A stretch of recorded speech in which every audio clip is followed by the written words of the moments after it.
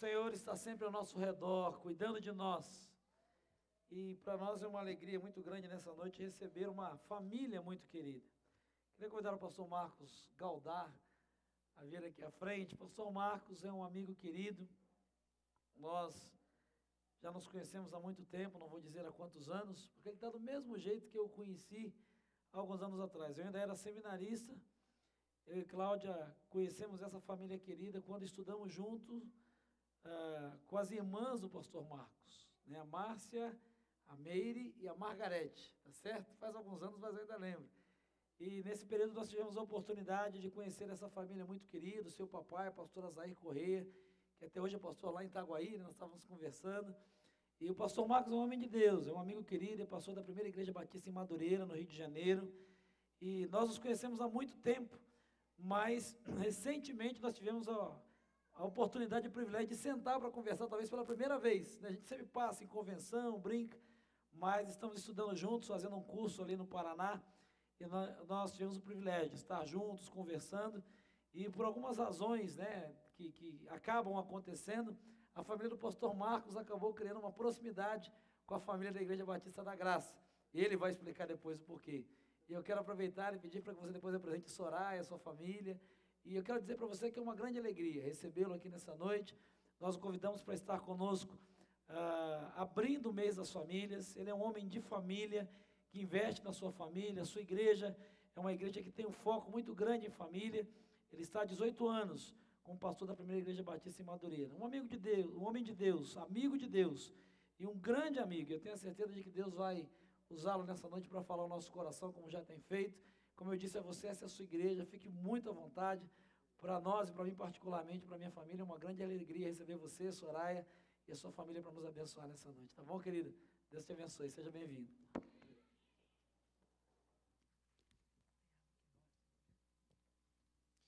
Boa noite, amados. Que a graça e a paz do Senhor, nosso Deus, sejam com todos os irmãos e amigos aqui nessa noite. Estamos muito felizes em estar aqui e poder participar com os irmãos desta celebração, deste culto de louvor a Deus, em que especialmente os irmãos podem pensar e refletir um pouco sobre a família. Família como um projeto de Deus, algo que nasceu no coração de Deus para nossas vidas, tá?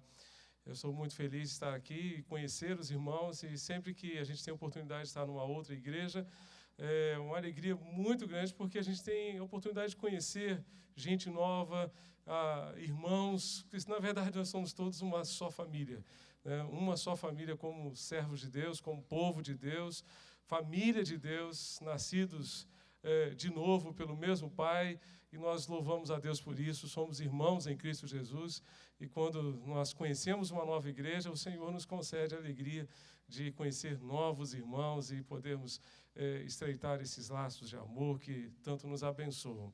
Eu queria apresentar a vocês a minha família. A Soraya, por favor, fique de pé.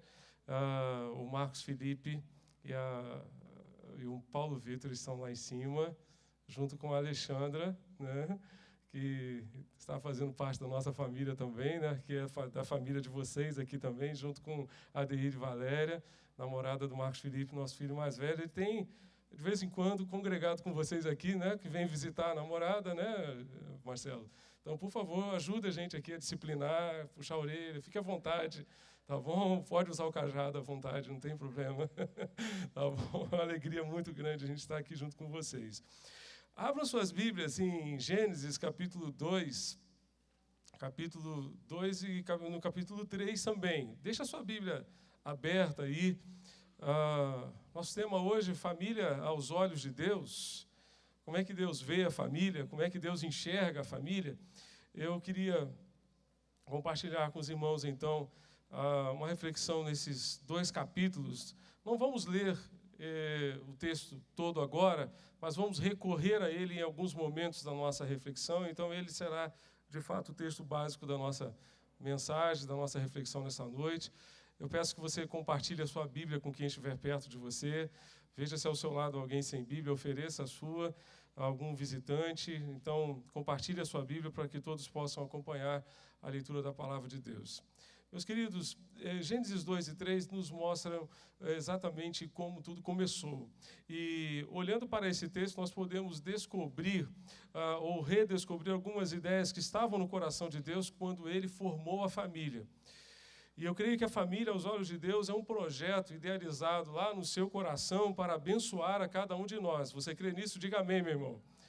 Família é um projeto de Deus que nasceu no seu coração para abençoar a minha vida e a sua vida também.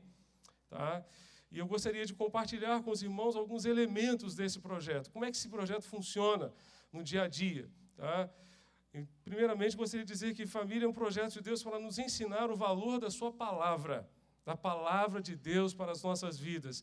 No capítulo 2, verso 16 e verso 17, diz assim: Então o Senhor Deus ordenou ao homem: podes comer livremente de qualquer árvore do jardim, mas não comerás da árvore do conhecimento do bem e do mal, porque no dia em que dela comeres, com certeza morrerás. Queridos, família é o projeto de Deus para nos ensinar o valor da sua palavra. É Deus quem está falando aqui. É Deus quem está dizendo aqui ao homem, está dando uma ordem, está, inclusive, estabelecendo um limite para o homem através da sua palavra. Nós vivemos numa geração, queridos, que perdeu a noção dos limites porque perdeu a noção do valor da palavra para a sua existência. Qual o peso, qual o valor da palavra de Deus para a nossa família, especialmente nos momentos de decisão, nos momentos de escolha? Isso me faz lembrar, por exemplo, de um pastor que viveu um momento interessante quando um jovem começou a namorar uma garota e começou a descrever a garota, uma garota maravilhosa, muito legal mesmo, pastor, ela é 10, 20, 30, ela é uma pessoa maravilhosa. Só tem uma situação só, o pastor já imaginou, não é crente, é isso mesmo, ela não é crente. Tá? E eu quero que o Senhor abençoe, Ele disse: eu tenho muita dificuldade para abençoar algo que a palavra de Deus não me autoriza. Eu tenho muita dificuldade para abençoar algo que Deus não abençoa, querido. E a surpresa dolorosa daquele pastor foi ouvir o pai dizer: o Senhor não abençoa, mas eu abençoo, eu pago as contas, eu assumo as consequências. Que bom que você vai fazer isso. Que bom que você, como pai, está disposto a assumir as consequências. Que tristeza para aquele servo de Deus. Quantos problemas, queridos, o primeiro casal criou para si mesmo, para a sua descendência, simplesmente porque não obedeceu a palavra de Deus. Deus deu uma ordem: não comam dessa árvore, não comam. E eles comeram, desobedeceram. A essência da palavra pecado é justamente desobediência. A desobediência nasceu aqui.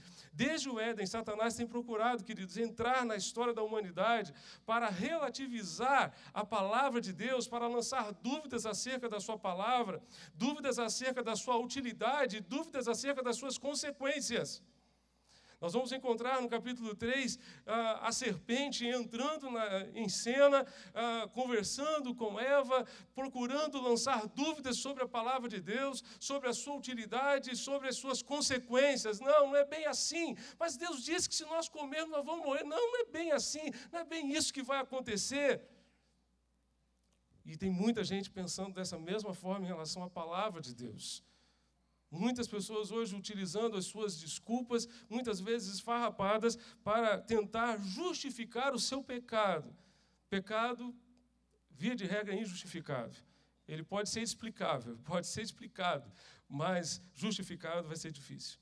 Quando nós nos comparamos com outras pessoas, certamente nós teremos até motivos para nos orgulhar de nós mesmos e até tentarmos justificar os nossos erros. Mas quando nos comparamos com o projeto de Deus para nós, com aquilo que Deus sonhou para a nossa vida, certamente nós veremos a nossa natureza pecaminosa e o quanto nós precisamos nos voltar para a sua palavra, para a palavra de Deus.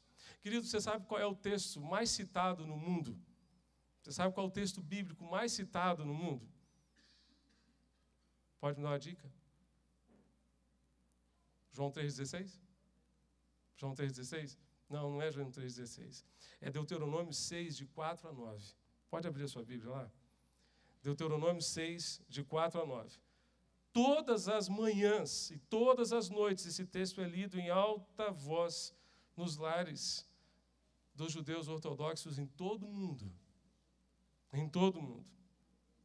É recitado a cada sábado, é lido quando alguém se acha no leito de morte e quando eles celebram também aquela cerimônia em que o garoto se torna um homem já adulto aos 13 anos de idade.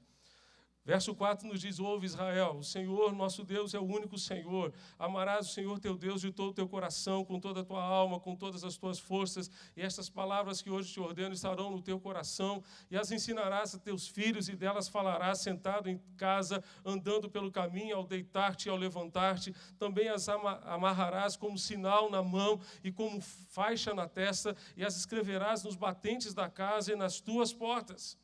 O verso 4 diz: ouve Israel. Às vezes a gente ouve, mas não presta atenção, não é verdade? Às vezes a gente ouve, mas não presta atenção. Às vezes a gente ouve, mas não pratica, não obedece. A ruína do primeiro casal foi ouvir, mas não obedecer, não praticar a palavra de Deus, as ordens de Deus. Imagine, por exemplo, Noé. Se Noé simplesmente tivesse ouvido a palavra de Deus, constrói uma arca para a salvação sua, da sua vida e da sua própria família, e ele não tivesse dado ouvidos, não tivesse escutado, não tivesse tomado aquela providência, não tivesse obedecido, ele teria perecido com aquela geração. Deus deu a ele todos os detalhes de como deveria construir, e ele fez e salvou a si mesmo e também a sua própria casa. Outro exemplo interessante nós vamos encontrar mais adiante com Isaac. A Jacó Deus disse para descer para o Egito, mas a Isaac Deus disse para não descer para o Egito no momento de fome, no momento de adversidade. Deus sabe sempre o que é melhor para nós e nós precisamos ser sensíveis à sua direção, à sua orientação para a nossa vida. Tiago disse: lembrem-se, coloquem em prática a palavra e não sejam apenas ouvintes. Portanto, não se enganem, pois se uma pessoa apenas ouvir e não a colocar em prática, é semelhante a um homem que olha o seu rosto num espelho e depois de olhar para si mesmo, logo se afasta, não se lembra de como era a sua aparência. Se esquece, porque simplesmente olhou-se num determinado momento, depois se esqueceu e quando se deu conta, estava tudo desarrumado, estava tudo fora do lugar. Queridos, nós precisamos nos lembrar da palavra, precisamos colocar essa palavra em prática, especialmente dentro da nossa casa. Precisamos entender que a família é o lugar onde essa palavra precisa ser vivida, praticada, compartilhada, ensinada no dia a dia dos nossos filhos. E isso precisa ser uma realidade a partir de nós como pais e as irmãs como mães. Ano passado, o Senhor chamou à sua presença um servo de Deus que foi muito próximo de vocês aqui, Ari Veloso, fundador da Igreja Batista do Morumbi. E no ano passado, umas 2 semanas depois da sua morte, a Rosalei e a Carolina, esposa e filha, estavam lá no congresso da CEPAL, e elas puderam dar um testemunho sobre a vida do Ari. E elas disseram simplesmente: olha, se cortassem suas veias, poderia sair não sangue, mas sim a palavra de Deus. Porque esse homem foi um homem da palavra de Deus. E quando um filho pode dizer isso a respeito do seu pai, isso é muito importante. Quando um filho pode dizer isso a respeito do seu pai, que seu filho, que ele vê no seu pai o amor pela palavra, o valor da palavra de Deus, isso é muito sério. É a palavra de Deus que nos sustenta na hora da provação e nos dá uma perspectiva correta em relação à eternidade. A palavra de Deus é, de fato, importante para você, querido. Se a palavra de Deus é importante para você, eu quero encorajá-lo a ensinar essa palavra para o seu filho e para a sua filha, para que, de fato, essa palavra tenha lugar dentro da sua casa, no seu coração. E agora eu quero me dirigir de uma forma muito específica aqui a você, meu irmão, que é pai. Você, meu irmão, que é papai dentro da sua casa. Veja só o texto, o verso 16, lá em Gênesis 2:16. Então o Senhor ordenou ao homem. A mulher nem ainda tinha sido formada. Então o Senhor ordenou ao homem. Ao homem. A palavra de Deus foi dada ao homem, não à mulher. Depois o homem transmitiu essa palavra à mulher. Eu e você, queridos, como pais, nós temos uma responsabilidade tremenda na educação cristã dos nossos filhos. A igreja, ela é simplesmente nossa parceira. Quando a gente vê essas crianças, como nós vimos ainda há pouco, aqui saindo para o culto infantil, que legal, não é verdade? Mas quanto tempo elas passam lá? 1 hora por semana? E você e eu, quanto tempo passamos com os nossos filhos a cada semana? Quanto tempo nós passamos com os nossos filhos dentro de casa? A igreja é nossa parceira, ela nos ajuda nessa tarefa, mas a responsabilidade principal é minha e sua, como pai, como sacerdote da nossa casa, como sacerdote do nosso lar. Esta semana, na quarta-feira passada, nós tivemos a oportunidade de ouvir um missionário. O servo de Deus está se preparando, na verdade, ainda para ter um vínculo com a Junta de Missões Mundiais. Ele pregou na nossa igreja, ele se converteu do islamismo ao cristianismo. E tem um testemunho assim tremendo, maravilhoso realmente. E ele estava falando a respeito do seu filho. Seu filho tem 3 anos e meio, um filho adotivo que ele tem. 3 anos e meio. E ele disse que quando ele sai de casa para fazer alguma viagem, ele dá algumas tarefas para a esposa. Algumas tarefas para ela. Então, ele deu a ela, a esposa, a tarefa de contar para ele, de ensinar ao garoto de 3 anos e meio a história de Moisés. E ela já sabia, já que quando ele voltasse para casa, teria uma prova. Ele ia fazer uma prova com o garoto para saber se o garoto aprendeu, de fato, a palavra ou não. Mas o detalhe é que, se o garoto não tivesse aprendido, haveria um castigo para a esposa. Um castigo para a esposa. E o castigo para a esposa seria o seguinte: como ele sabe que ela não gosta muito do livro de Levítico, ele ia pedir a ela, então, para copiar todo o livro de Levítico, para ela aprender a amar o livro de Levítico. Né? Interessante assim, né? Ele disse que estava viajando numa outra ocasião, e ele ligou para casa e falou com o garoto, e o garoto virou para ele e disse assim: papai, mamãe precisa ir para o castigo. Mas por que precisa ir para o castigo? Porque ela me colocou para ver desenho antes de ler a Bíblia para mim. Com 3 anos e meio. Com 3 anos e meio. Ele disse que, no mundo muçulmano, quando uma criança nasce, a primeira pessoa a segurar essa criança não é o médico. O pai empurra o médico para o lado e ele segura o filho ali. E o filho ainda sujo ali, ele pega aquele garoto e começa a recitar textos e orações do Alcorão no ouvido do filho. Porque na cabeça de um muçulmano, não existe opção para o seu filho senão ser um muçulmano.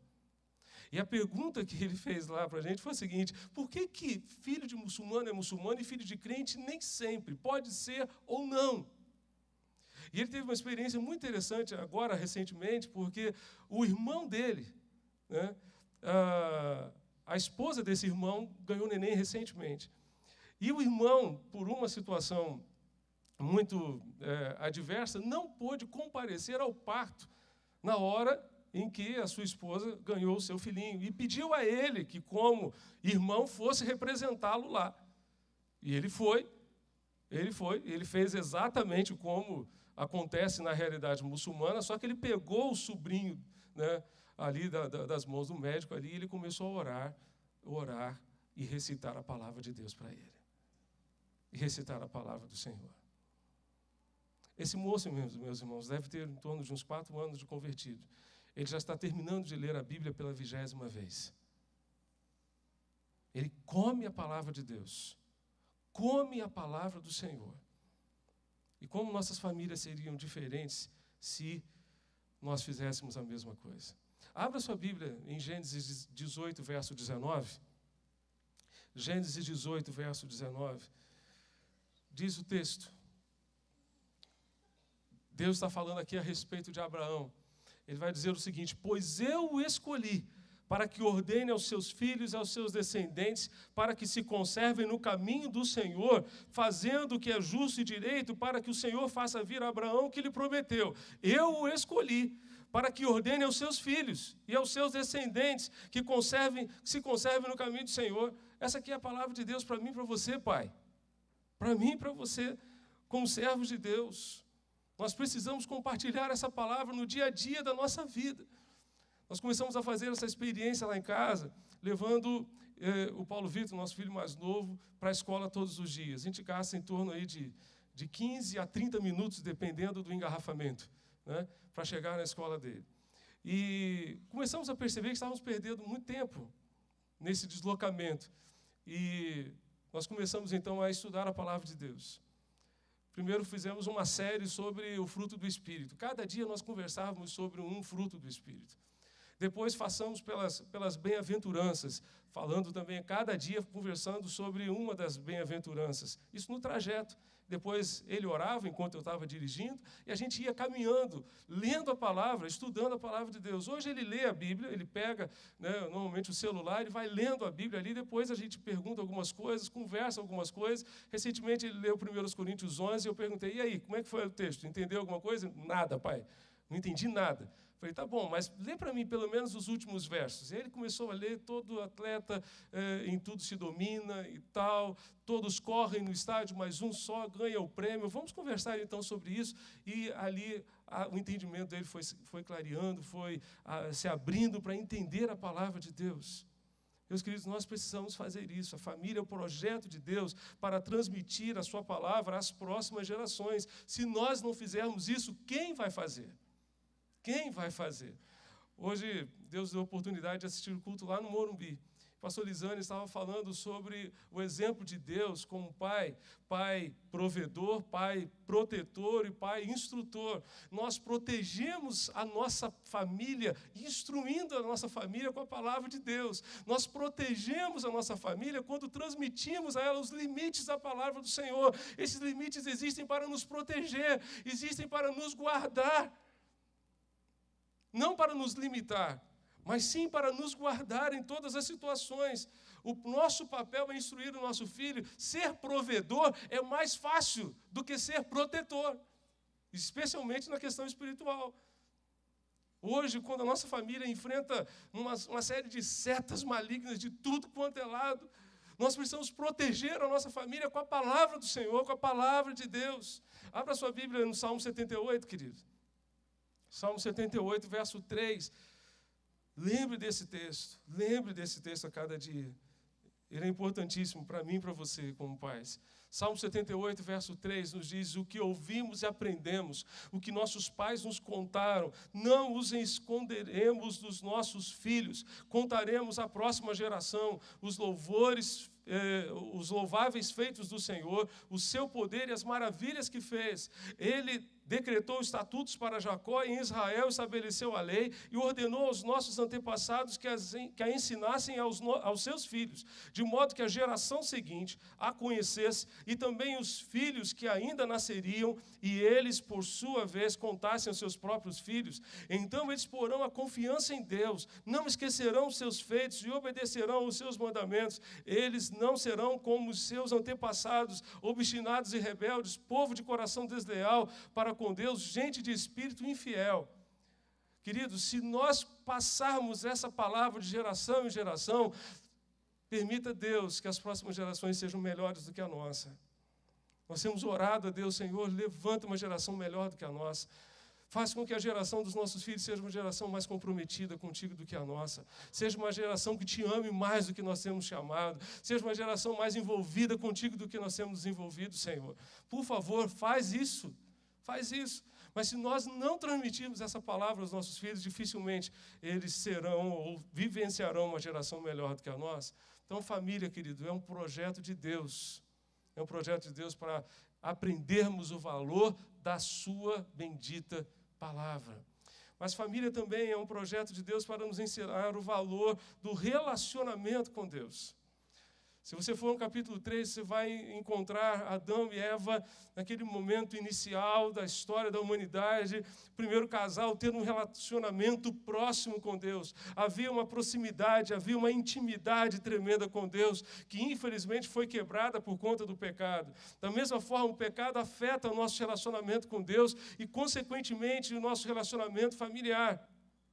É por isso que precisamos tomar o cuidado para não deixar brechas no nosso relacionamento com Deus, pois são essas brechas que facilitam a ação maligna para destruir a nós mesmos e as nossas famílias. É por isso que eu entendo também, queridos, que a manutenção de um lar, a manutenção de uma família representa, sim, uma tremenda batalha espiritual, que nós só vamos vencer com as armas espirituais, da sua palavra, da oração, do culto doméstico e de tantas outras que Deus coloca à nossa disposição hoje. A manutenção de uma família é uma tremenda batalha espiritual. O inimigo está trabalhando o tempo todo para destruir a minha família, a sua família, a todas as famílias, porque sabe que o caos que está sendo gerado na sociedade hoje, sem dúvida alguma, é fruto daquilo que está acontecendo lá dentro de casa. Lá dentro das casas. Lá dentro das casas.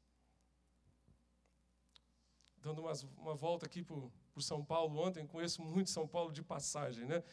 O que eu mais conheço em São Paulo é a Marginal Tietê.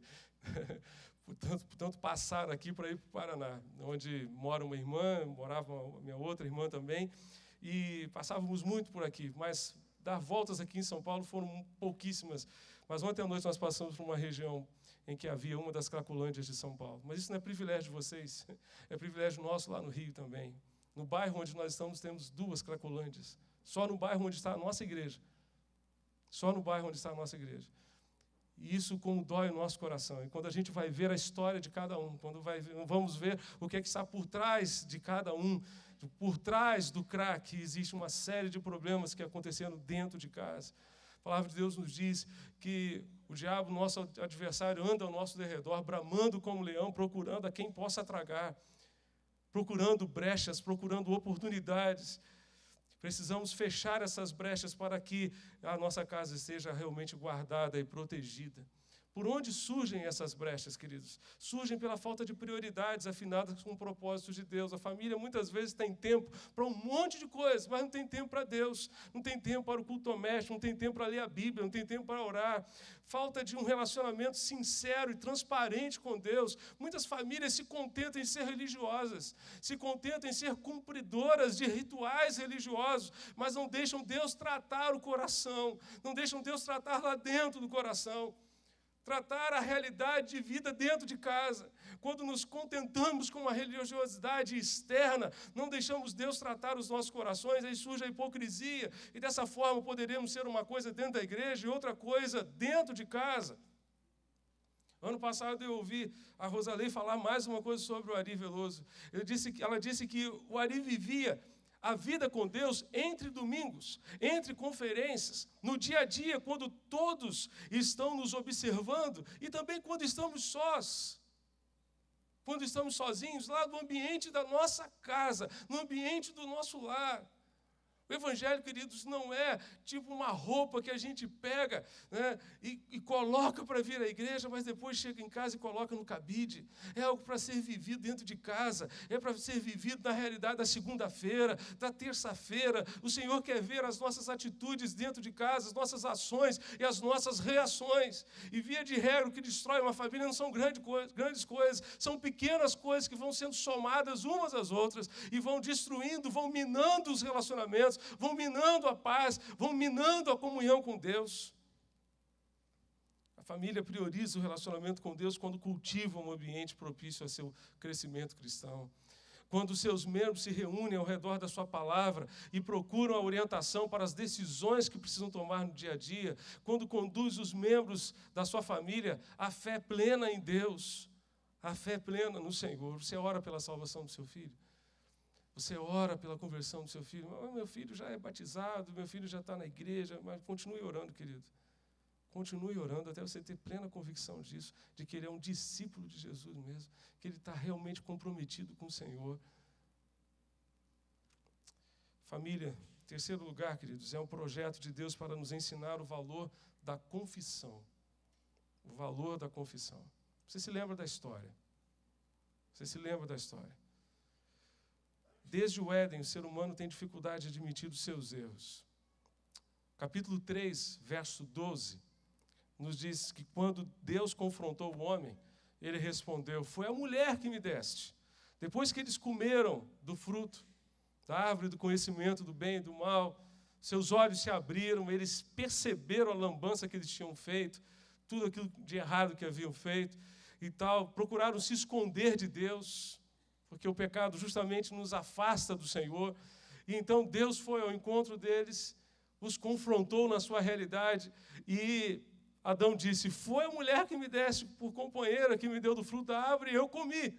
Quando Deus confrontou a serpente, o que é a mulher? Ou melhor, quando confrontou a mulher, o que ela disse? Foi a serpente que me enganou e eu comi. Queridos, desde aquele dia o ser humano tem uma grande dificuldade de reconhecer os seus erros, de admitir as suas falhas.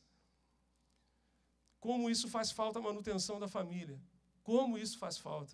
No dia a dia da vida em família é mais fácil enxergar os erros dos outros do que os próprios erros. É mais fácil ver um cisco no olho do cônjuge ou do filho do que a trave que está no próprio olho. É mais fácil orar pela mudança, pela transformação do outro, do que orar para que a transformação comece em nós mesmos. Comece na gente. Quanta dor, quanto sofrimento seria evitado se aprendêssemos a nos humilhar e a reconhecer os nossos próprios erros, as nossas próprias falhas. Por isso, precisamos, de fato, entender o valor da confissão. Qual foi a última vez que você reconheceu suas falhas para os seus filhos? Pai fazer isso com o filho é um negócio tão difícil, né? Você precisa ensinar ao seu filho de que você é uma pessoa falível, como ele. Porque isso vai ajudá-lo a pedir perdão a você também nos momentos em que ele falhar. Porque ele já viu você fazer a mesma coisa. Jaime Kemp nos disse que o arrependimento e o retorno à sensatez é um fundamento, ou são fundamentos, para a restauração e manutenção do lar. Ele afirma que o arrependimento pessoal que admite e declara guerra ao orgulho, ao egoísmo, à autossuficiência e à irresponsabilidade é essencial para a transformação. Ele diz que das cinzas de um sincero arrependimento surge uma pessoa restaurada por Deus, alguém que anseia obedecer-lhe em cada esfera da vida, inclusive dentro de casa, no contexto da família. A palavra de Deus nos diz em Provérbios 28, verso 13, que aquele que encobre as suas transgressões jamais prosperará, mas o que as confessa e deixa alcançará a misericórdia, alcançará a graça de Deus, alcançará o perdão do Senhor. Em uma versão inglesa diz que alcançará a segunda chance, a terceira chance, a quarta chance. Deus está sempre nos dando uma nova oportunidade. Mas isso acontece se nós não encobrirmos as nossas transgressões, se nós admitirmos o nosso pecado, se nós dissermos assim, não, fomos nós que fizemos isso sim, nós erramos, nós falhamos, Senhor. E nós precisamos do teu perdão, precisamos da tua graça.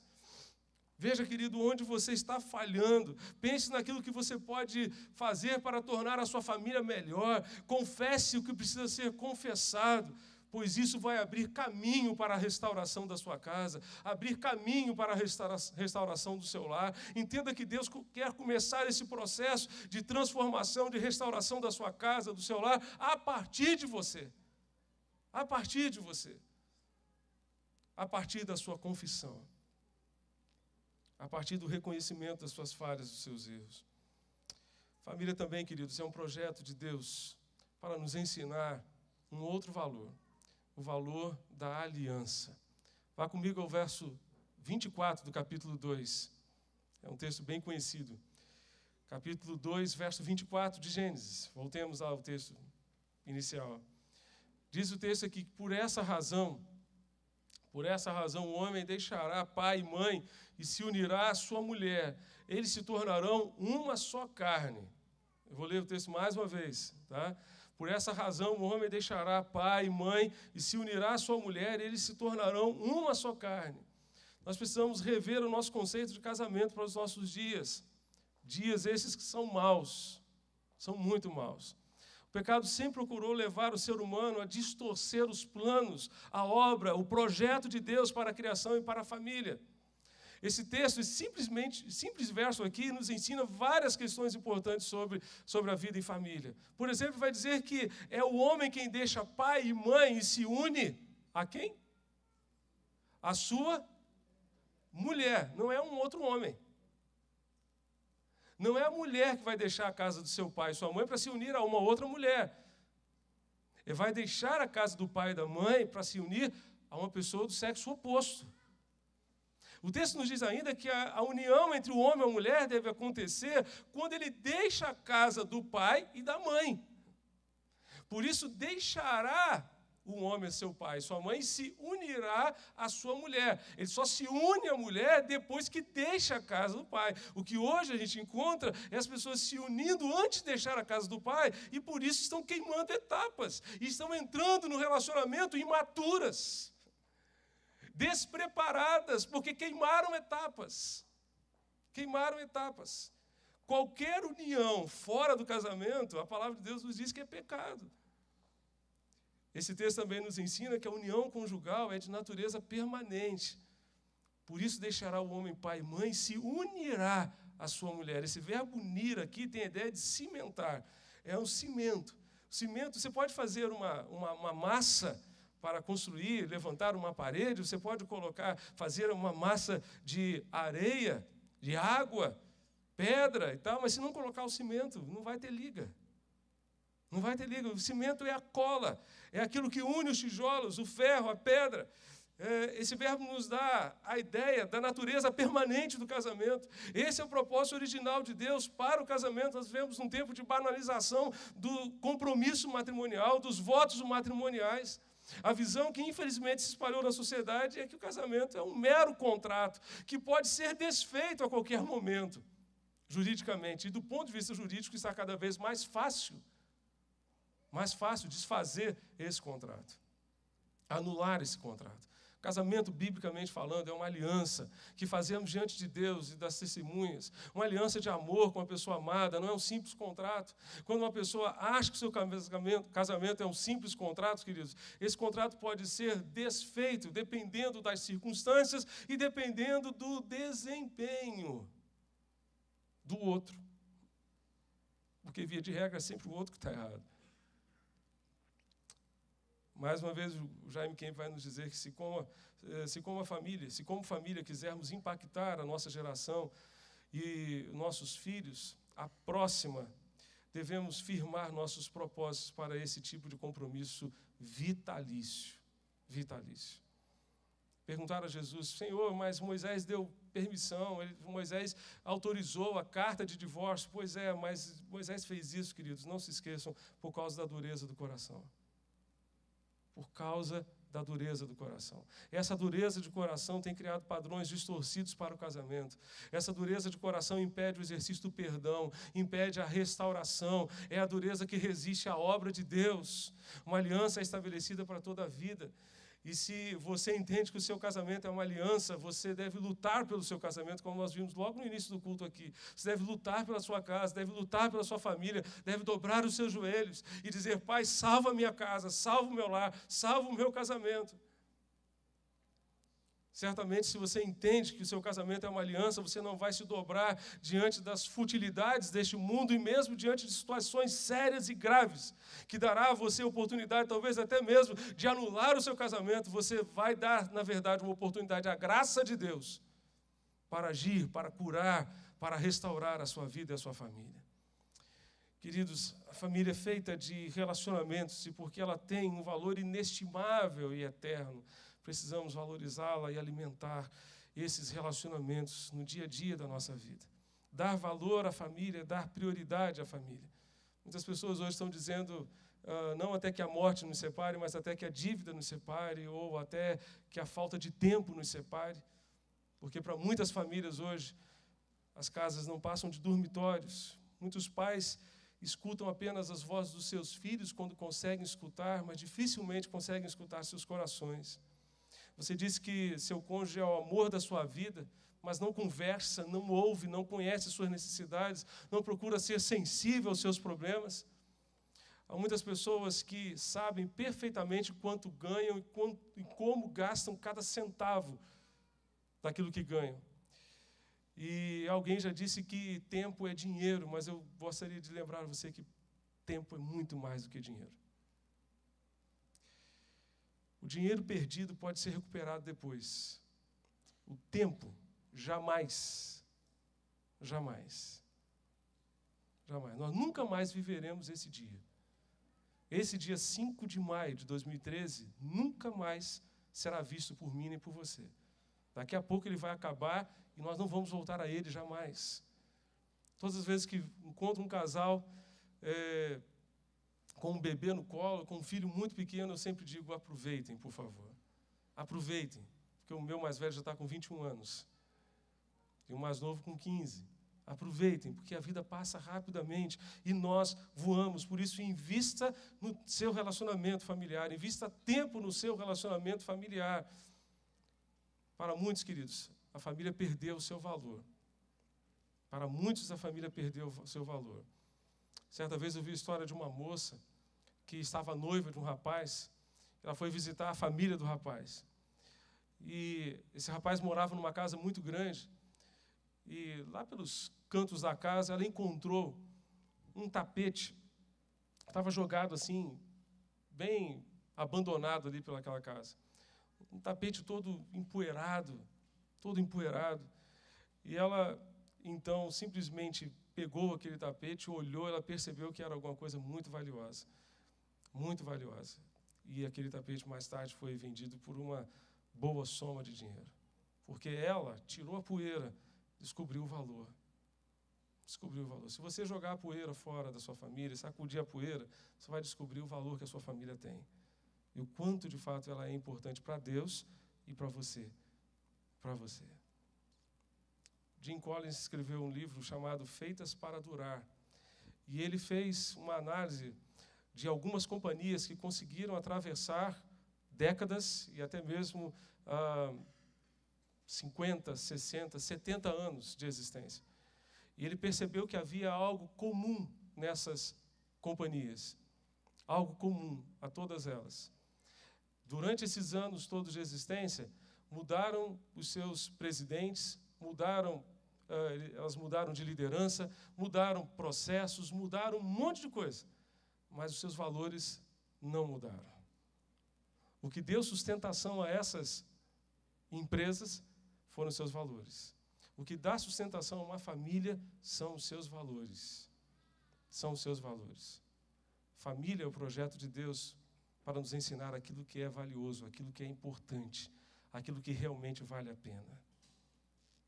Família é o projeto de Deus onde aprendemos o valor da sua palavra, o valor do relacionamento com Deus, o valor da confissão e o valor da aliança. Que isso seja uma realidade dentro da sua casa. Hoje, durante esse mês de maio e sempre. Amém? Feche seus olhos, querido, e ore a Deus conosco. Eu queria encorajar você a clamar a Deus pela sua casa. Vou chamar aqui o pastor Marcelo. Ele vai estar orando por nós e pelas nossas famílias. Feche seus olhos nesse momento. Você na condição de filho, de filha. Você na condição de pai, mãe, marido, esposa. Interceda agora pela sua casa, pelo seu lar. Pense qual é o lugar que a palavra de Deus está ocupando na sua agenda. Qual é o lugar que a palavra de Deus está ocupando no seu dia a dia. Pense como você tem procurado valorizar o seu relacionamento com Deus. Você diz que ama a Deus, que Deus é a pessoa mais importante da sua vida, mas de fato você tem dado tempo a Ele, você tem dado prioridade a Ele. Pense na necessidade de confissão, de reconhecimento daquilo que você tem feito, que tem entristecido primeiramente a Deus e depois aos seus queridos dentro de casa. E assuma hoje o compromisso de pedir perdão, de parar de fugir da culpa, mas encará-la com os olhos da graça.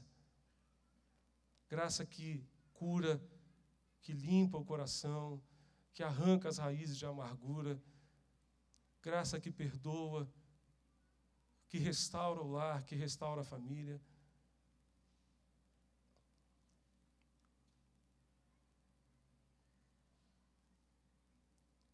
Pense no valor da aliança que você um dia estabeleceu diante de Deus. Não simplesmente um contrato, mas uma aliança que você fez com Deus, com seu esposo, com a sua esposa. É hora de você renovar essa aliança com o Senhor. É hora de você renovar essa aliança com o seu marido, com a sua esposa. Renovar os seus votos, o seu compromisso com Deus. Em nome de Jesus, sacuda a poeira da sua casa, da sua família. E redescubra o quanto ela é valiosa, o quanto ela é preciosa para você, para os seus filhos, para o seu cônjuge, para as pessoas que estão ao seu redor, que estão junto de você.